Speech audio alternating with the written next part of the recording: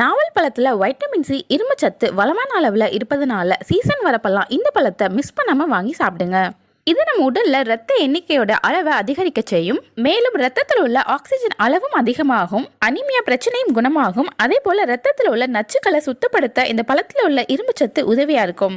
நாவல் பழத்துல துவர்ப்பு சத்து இயற்கையாகவே இருக்கும். நம்ம அடிக்கடி இந்த பழத்தை சாப்பிட்டு வந்தோம்னா நம்ம முகத்துல அதிகமான பருக்கள் வராமல் பாதுகாக்கலாம். ரொம்ப ஆயிலி ஸ்கின் இருக்கிறவங்க இந்த பழத்தை அவ்வப்போது சாப்பிட்டு வாங்க. அதிகமா முகத்துல எண்ணெய் சுரக்கிறத இது கட்டுப்படுத்தும். ஸ்கின்னும் ரொம்ப ஃப்ரெஷ்ஷா கிளியரா இருக்கும்.